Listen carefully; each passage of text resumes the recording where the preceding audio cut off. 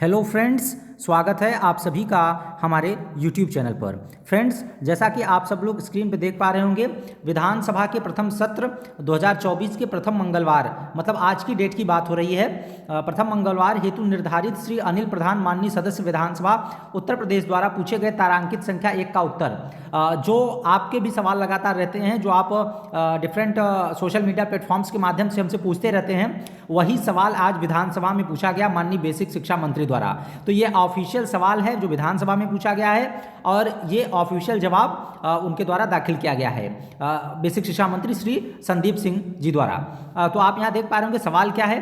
तो सवाल ये पूछा गया, क्या बेसिक शिक्षा मंत्री बताने की कृपा करेंगे कि प्रदेश में प्राथमिक विद्यालयों में शिक्षकों के कितने पद वर्तमान में रिक्त हैं?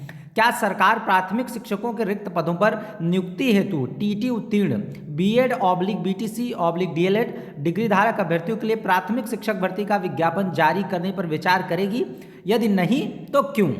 तो ये आप ही के सवाल थे जो माननीय सदस्य द्वारा पूछे गए हैं, विधानसभा सदस्य द्वारा बेसिक शिक्षा मंत्री जी से। तो अब आपने सवाल को देख लिया, ये बिल्कुल हूबहू आपका सवाल है। तो इस सवाल का जवाब क्या दिया माननीय बेसिक शिक्षा मंत्री जी ने, तो ये उत्तर आप देख पा रहे होंगे, यहाँ उत्तर लिखा है। तो उत्तर बेसिक शिक्षा मंत्री जी ने कुछ ऐसे दिया कि उत्तर प्रदेश बेसिक शिक्षा परिषद के नियंत्रणाधीन संचालित परिषदीय प्राथमिक विद्यालयों में स्वीकृत पद, जो स्वीकृत पद हैं वो 4,17,886 स्वीकृत पद हैं बेसिक शिक्षा परिषद के अधीन संचालित विद्यालयों में। तो इतने पदों के सापेक्ष प्रधानाध्यापक एवं सहायक अध्यापक के 85,152 पद रिक्त हैं।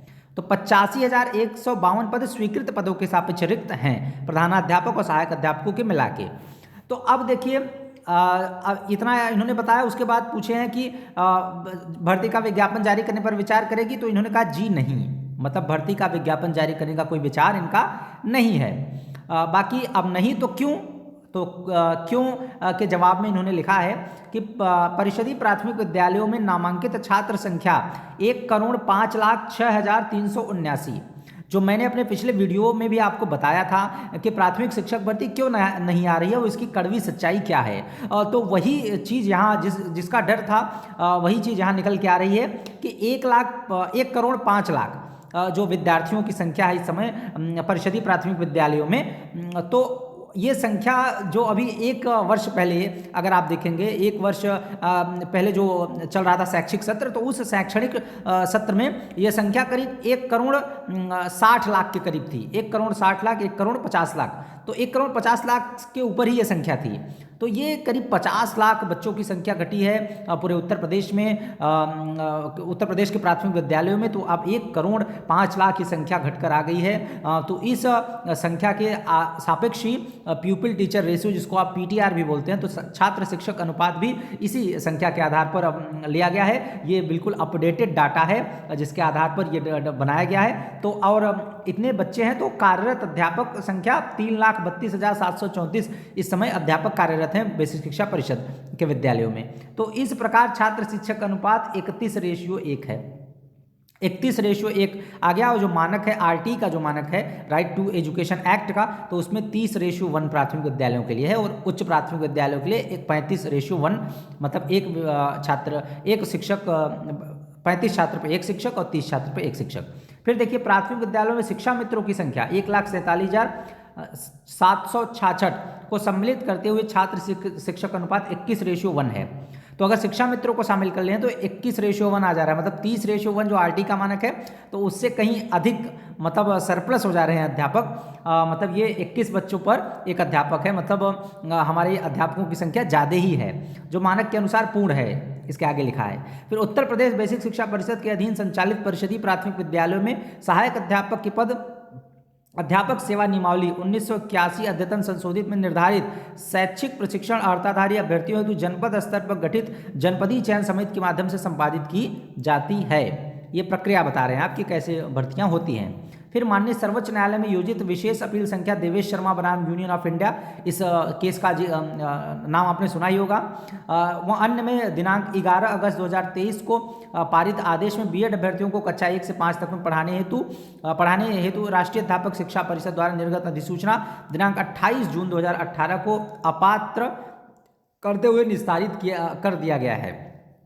तो ये जो इन्होंने प्रश्न में पूछा था ना कि बीएड टीटी उत्तीर्ण जो बीएड अभ्यर्थी हैं तो उनको क्या शामिल किया जाएगा, तो उनके लिए भर्ती आएगी। तो इसमें ये बीएड अभ्यर्थियों को लेकर भी बात कह दी गई है कि उनको प्राइमरी स्तर से जो एनसीटी का नोटिफिकेशन जारी हुआ था कि बीएड प्राथमिक स्तर में पढ़ाने के लिए पात्र है, तो उसको माननीय न्यायालय ने अवैध करार दे दिया गया है, इनवैलिड डिक्लेयर कर दिया है।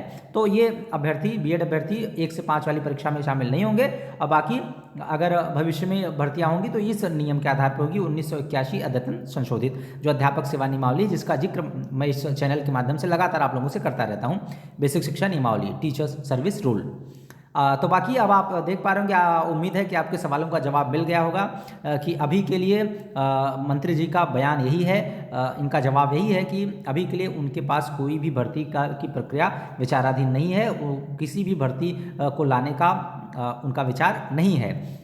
तो बाकी यही अपडेट थी जो आप लोगों को देनी थी। देखिए इस चैनल के माध्यम से आपको सच्चाई ही बताई जाती है, क्योंकि इस चैनल का उद्देश्य कोई भी कोर्स बेचना नहीं है या कोई पैसा कमाना नहीं है, कोई लाभ लेना नहीं है। आपको ऑथेंटिक इन्फॉर्मेशन मिल सके जिससे आप मिसगाइडेड ना हो, आप एक अच्छी स्ट्रैटेजी बना सकें और अच्छे प्लान्स के अकॉर्डिंग आगे बढ़ सकें।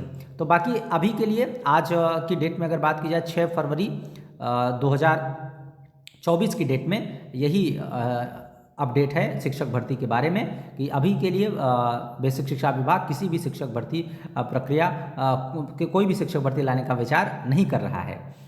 तो बाकी यही अपडेट थी जो मैंने सोचा आपको देनी ज़रूरी है, तो मैंने इस चैनल के माध्यम से अपडेट आपको दे दी। ये ऑथेंटिक अपडेट है और आप जो लगातार सवाल पूछते रहते हैं कि भर्ती आएगी कि नहीं, कब तक आएगी, तो ये सारे सवालों के जवाब इस विधानसभा के उत्तर में ये ऑफिशियल आंसर है जो विधानसभा में की कार्रवाई में आज दिया गया है।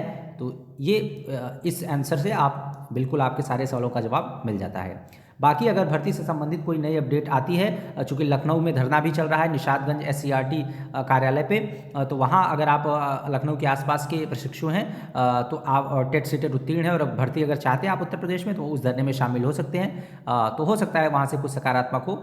बाकी अभी के लिए यही अपडेट है जो मुझे आपको डिलीवर करनी थी। Thank you for watching the video, और अगर वीडियो इन्फॉर्मेटिव लगा हो तो वीडियो को लाइक कर दें और इस चैनल को सब्सक्राइब करते हुए बेल आइकन को ज़रूर प्रेस कर लें, जिससे आपको time to time useful videos की नोटिफिकेशन मिलती रहे। बाकी कोई डाउट हो तो कमेंट कर दें और अपने फ्रेंड्स के साथ भी इसको शेयर ज़रूर कर दें। बाकी thank you for watching the video, और मिलते हैं आपसे नेक्स्ट वीडियो में किसी अन्य यूजफुल इन्फॉर्मेशन के साथ। तब तक आप लोग अपना ख्याल रखें। आपका दिन शुभ हो।